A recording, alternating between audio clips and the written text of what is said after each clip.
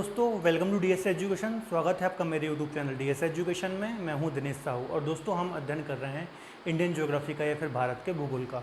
तो दोस्तों हम नदियों के बारे में पढ़ रहे थे, भारत की नदियों का अध्ययन कर रहे थे। ठीक है, तो आज का हमारा टॉपिक है ब्रह्मपुत्र नदी तंत्र के बारे में, या फिर जो ब्रह्मपुत्र नदी का पूरा रिवर सिस्टम है उसके बारे में हम अध्ययन करेंगे। ठीक है, इसके अंतर्गत हम देखेंगे कौन कौन सी सहायक नदी हैं, ठीक है, और इसकी कुछ खासियत देखेंगे हम। तो ये सारी चीज़ें इसके बारे में आज हम कवर करेंगे। ठीक है, तो पहले कुछ हम इसकी सामान्य जानकारी देख लेते हैं ब्रह्मपुत्र नदी की दोस्तों, है ना। सबसे पहले इसका हम नाम देख लेते हैं, अन्य नाम क्या क्या हैं। ठीक है, तो ब्रह्मपुत्र नदी को देखिए दोस्तों, तिब्बत में हम जानते हैं ये तिब्बत से निकलती है। ठीक है, तिब्बत में हम इसे सांगपो के नाम से जानते हैं, है ना। सांगपो के नाम से जानते हैं कहाँ पर, तिब्बत में। इसके वजह भी अरुणाचल प्रदेश से एंटर होती है भारत में, आपको पता होगा। ठीक है, ये वाला भाग आप डिस्प्ले में भी देख पा रहे होंगे, तो अरुणाचल प्रदेश से एंटर होती है ना भारत में। तो अरुणाचल प्रदेश में इसे जाना जाता है दोस्तों दिहांग के नाम से। ठीक है, अरुणाचल प्रदेश में जब ये एंटर होती है तो इसे दिहांग के नाम से जानता है। उसके बाद अरुणाचल प्रदेश के बाद दोस्तों जब ये असम में एंटर करती है ना, असम में, तो असम में इसका जो हम मुख्यतः इसको नाम से जानते हैं ब्रह्मपुत्र, तो असम में इसको नाम प्राप्त होता है ब्रह्मपुत्र। ठीक है, असम में ब्रह्मपुत्र नाम से जानी जाती है, मतलब भारत में हम इसे ब्रह्मपुत्र नाम से ही जानते हैं, जो नाम इसे असम में मिलता है। ठीक है, असम के बाद दोस्तों फिर जब ये बांग्लादेश पहुंचती है, ठीक है, तो बांग्लादेश में इसे जमुना के नाम से बोला जाता है, जमुना, है ना, जमुना नाम से जानी जाती है बांग्लादेश में। ठीक है, इसके बाद जब वो ये बे ऑफ बंगाल में गिरती है तो मेघना नाम इसको मिल जाता है, आपको पता होगा।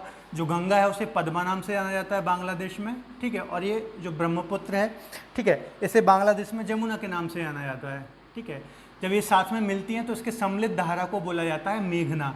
इस प्रकार से ये फिर बे ऑफ बंगाल में चली जाती हैं। ठीक है, तो इतने नाम से इसे जाना जाता है, आपको याद रखना है। तिब्बत में सांगपो के नाम से, अरुणाचल प्रदेश में दिहांग के नाम से, फिर असम में जब ये पहुंचती है तो ब्रह्मपुत्र नाम इसको मिलता है, फिर बांग्लादेश में जमुना के नाम से, और जब पद्मा जो कि गंगा का बांग्लादेश में नाम है, ठीक है, इसके अलावा जमुना जब मिलते हैं दोनों तो इसे मेघना नाम से, सम्मिलित धारा को मेघना नाम से जाना जाता है। इस प्रकार से बे ऑफ बंगाल में डेल्टा बनाते हुए पश्चिम, है ना, गिर जाती हैं। ठीक है, तो ये इसके नाम होगा। इसके बाद अब इसका यदि हम उद्गम की बात करें, उद्गम कहाँ से होता है, ये निकली कहाँ से है।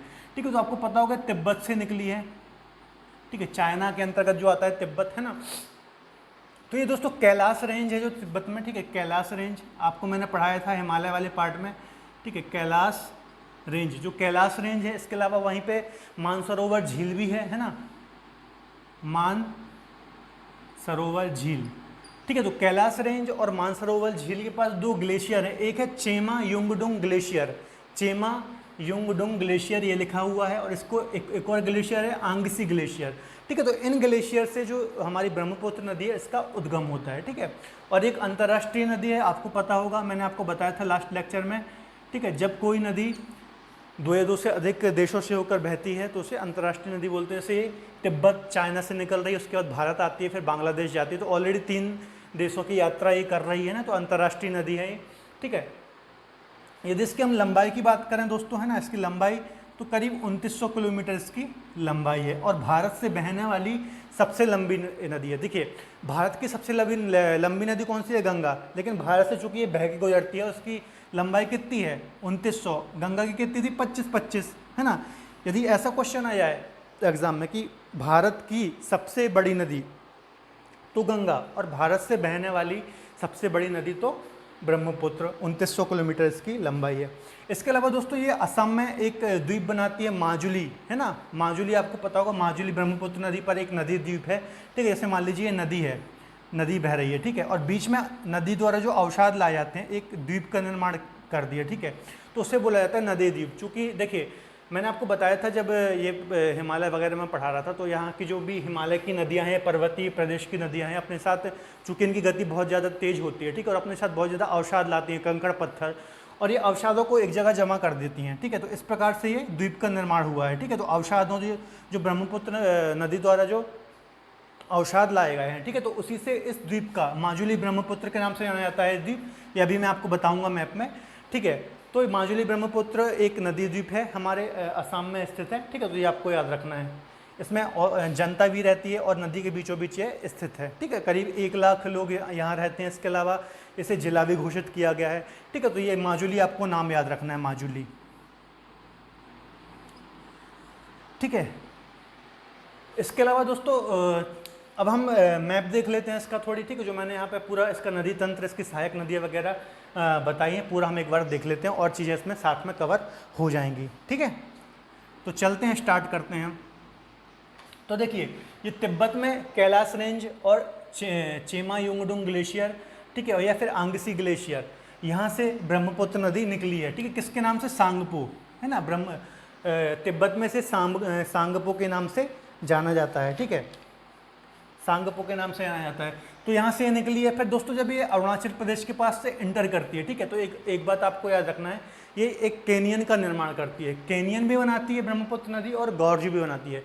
अब एक कैनियन और गॉर्ज क्या होते हैं? देखिए, जब भी नदी कोई पर्वतीय प्रदेश में बहती है, फिर चट्टानी एरिया में बहती है, ठीक है, तो क्या होता है, जो नदी का पानी होता है हमेशा चट्टानों को काटता रहता है, और जब ये पर्वतों चट्टानों को काटता रहता है ना, तो एक घाटी टाइप की बन जाती है ना। जैसे मान लीजिए पर्वत है एक, ठीक है, एक पर्वतीय है और यहाँ पे कोई नदी बह रही है ऐसे बीच में, ठीक है। अब गॉर्ज और कैनियन में अंतर क्या होता है? इनकी आकृति में अंतर होता है, ठीक है। गॉर्ज नॉर्मली चौड़े होते हैं, बड़े होते हैं, ठीक है, और जो गॉर्ज होते हैं वो थोड़ी सकरे होते हैं, ठीक है। तो ये ऑलरेडी मैं पहले भी आपको चर्चा कर चुका हूँ लेक्चर में, गॉर्ज क्या होते हैं ना। कैनियन नहीं, अभी हमारे चर्चा पहली बार आ रहा है कैनियन का। इसमें मैं एक डिटेल में एक अलग से लेक्चर बनाऊंगा, कैनियन, गॉर्ज, वैली, घाटी, ये डिटेल में एक बनाऊंगा, ठीक है। तो अभी आप इतना समझ लीजिए कि जब भी पर्वतों के बीच में कोई नदी बहती है, ठीक है, तो चूंकि वो चट्टानों को रेगुलर काटती रहती है उसका पानी, है ना, तो इस प्रकार से देखिए, जैसे मान लीजिए एक पर्वत ये है, ठीक है, एक पर्वत ये है, इसके बीच में कोई नदी बह रही है। अब इसकी आकृति अलग अलग होती है, कैनियन होता है वो थोड़ा चौड़ा आपको दिखेगा, ठीक है, और जो गॉर्ज होगा थोड़ा आपको सकरा दिखेगा, ठीक है। तो इसके और अभी हम कभी हम डिटेल में चर्चा करेंगे, हम आगे चलते हैं अभी, ठीक है। तो जब ये दोस्तों इंटर होती है इंडिया में, ठीक है, तो वहाँ पर सांगपो कैनियन बनाती है, ठीक है, नामचा बरवा के पास। ब्रह्मपुत्र नदी जब भारत में इंटर होने वाली होती है तो नामचा बरवा के पास सांगपो नाम का कैनियन बनाती है, ठीक है। ये बात आपको याद रखना है, कैनियन भी बनाती है और गॉर्ज भी बनाती है, ठीक है। उसके बाद दोस्तों जब ये यांगयाप दर्रे से भारत में प्रवेश करती है, ये आपको याद रखना है, जो ब्रह्मपुत्र नदी है भारत में अरुणाचल प्रदेश में जब प्रवेश करती है तो यांगयाप दर्रे से प्रवेश करती है, ठीक है। दर्रा भी वही होता है, पर्वतों के बीच में एक स्थान होता है, ठीक है। तो यांगयाप दर्रे से भारत में प्रवेश करती है तो दिहांग गॉर्ज बनाती है, ठीक है। गॉर्ज और कैनियन वो अभी आप यही समझ लीजिए, पर्वतों के बीच में जब नदी बहती है एक घाटी में, ठीक है, तो उससे हम गॉर्ज या फिर कैनियन बोलते हैं, ठीक है।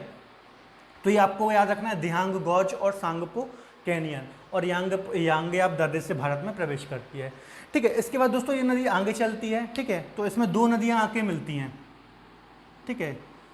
एक आ रही है दिवांग, ठीक है, ये मैंने ड्रॉ किया है, दिवांग, दिहांग नहीं है, दिवांग है, ठीक है, दिवांग।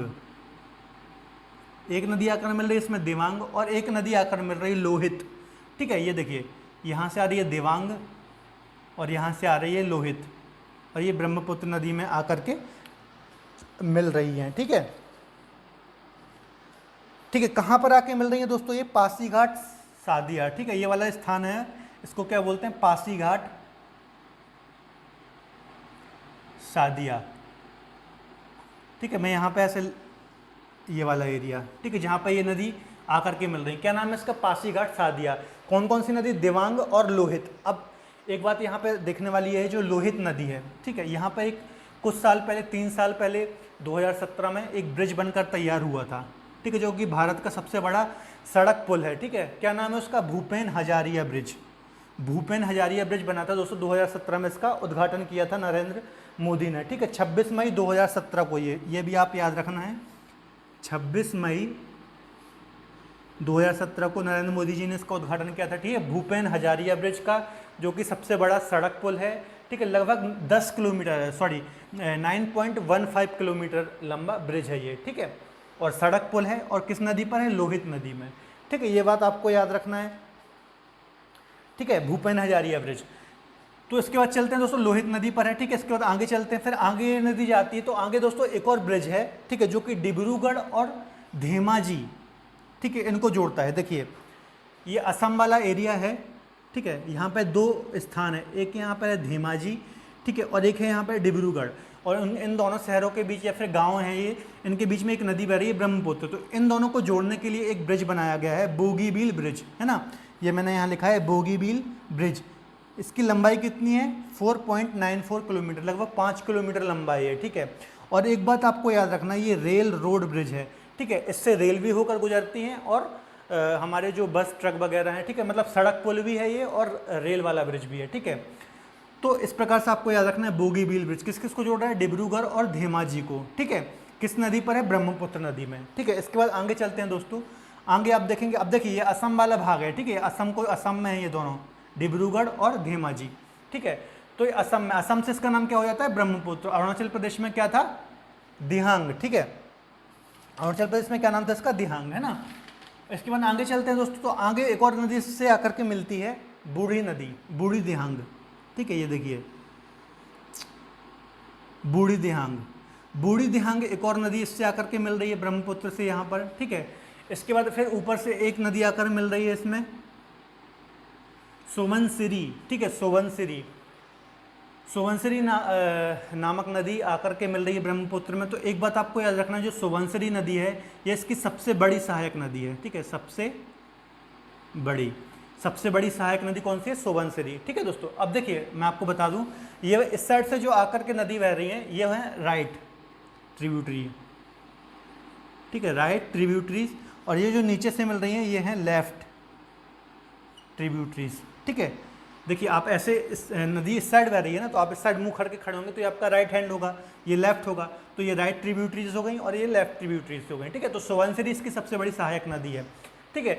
और दोस्तों ये देखिए मैंने आपको बताया था, जो माजुली ब्रह्मपुत्र सबसे बड़ा नदी द्वीप है भारत का एकमात्र, ठीक है, माजुली, तो ये ब्रह्मपुत्र नदी पे यहाँ पर है, ठीक है। तो आप ऐसा दर्शा लीजिएगा, जो कि अभी कुछ टाइम पहले जिला घोषित किया गया था, लगभग 1 लाख लोग यहाँ रहते हैं, नदी बहुत बड़ा नदी द्वीप है, ठीक है। नदी के बीचों बीच, चूँकि देखिए ये नदी बह रही है और इसके बीच में एक प्राकृतिक रूप से एक द्वीप बन करके तैयार हो गया है, नदी द्वारा लाए गए अवसाद के द्वारा, इसलिए इसे नदी द्वीप कहा जाता है, ठीक है। तो माजुली ब्रह्मपुत्र नाम से जाना जाता है, आपको याद रखना है, ठीक है। फिर आप आगे चलेंगे तो एक और लेफ्ट साइड से एक नदी आ रही है, धनसरी, ठीक है, ब्रह्मपुत्र नदी में मिल रही है, तो धनसरी एक इसकी ट्रिब्यूटरी हो गई। इसके बाद एक मानस नदी आ रही है राइट साइड से, ठीक है। तो मानस आपको पता होगा, एक यहाँ पर राष्ट्रीय उद्यान भी है मानस, है ना, और मानस नदी भी है, तो आपको याद रखना है मानस राष्ट्रीय उद्यान है, जो कि टाइगर रिजर्व भी है, ठीक है। तो मानस हो गई। फिर एक नदी आ रही है शंकोश नदी, ठीक है, राइट साइड से वो आकर के मिल रही है ब्रह्मपुत्र में। फिर आप देखेंगे लेफ्ट साइड से आगे चलेंगे तो कामरूप, एक नदी आ रही है कामरूप, और वो भी आकर मिल रही है ब्रह्मपुत्र में। इसके बाद दोस्तों और आगे आप चलेंगे तो तिस्ता नदी, एक बहुत ही महत्वपूर्ण नदी है, ठीक है, तिस्ता नदी। अब आपको याद रखना है तिस्ता नदी कहाँ से निकलती है, सिक्किम से, ठीक है, बहुत ही ये भी इंपॉर्टेंट नदी है, ये हम पढ़ेंगे अभी। सिक्किम से निकलती है तिस्ता नदी, कहाँ से निकलती है, जेमू ग्लेशियर से, तो ये भी पूछ लिया जाता है दोस्तों, तिस्ता नदी का उद्गम कहाँ से होता है ना, तो सिक्किम के जेमू ग्लेशियर से तिस्ता नदी ये निकलती है। और मिलती कहाँ पर है, बांग्लादेश में, चूँकि बांग्लादेश में ब्रह्मपुत्र का नाम क्या हो जाता है, जमुना, है ना, तो जमुना से जाकर के मिल जाती है, ये बात आपको याद रखना, ठीक है, बांग्लादेश में जाकर के मिल रही है जमुना से, ठीक है। इसके बाद फिर आगे चलती है नदी, तो जो गंगा से, मतलब गंगा बांग्लादेश में पद्मा के नाम से जानी जाती है, ठीक है। तो पद्मा और जमुना आपस में मिलती हैं और आगे चलती हैं मेघना के नाम से और बंगाल की खाड़ी में गिर जाती हैं, ठीक है दोस्तों। तो ये थी हमारा पूरा ब्रह्मपुत्र नदी का अपवाह क्षेत्र, ठीक है। इसमें मैंने आपको सारी इसकी जो महत्वपूर्ण इसकी ट्रिब्यूटरीज या फिर सहायक नदियाँ थी वो बता दिया। अभी वर्तमान में 2 ब्रिज बन करके तैयार हुए हैं, ये आपको विशेष तौर पर याद रखना है। एक लोहित नदी पर बना है भूपेन हजारिया ब्रिज, ठीक है, सबसे बड़ा सड़क पुल है। इसके अलावा एक ब्रह्मपुत्र नदी पर बना है बोगीबील ब्रिज, ठीक है, जो कि रेल का ब्रिज भी है और सड़क ब्रिज भी है, इसे रेल रोड ब्रिज कहा जाता है, ठीक है।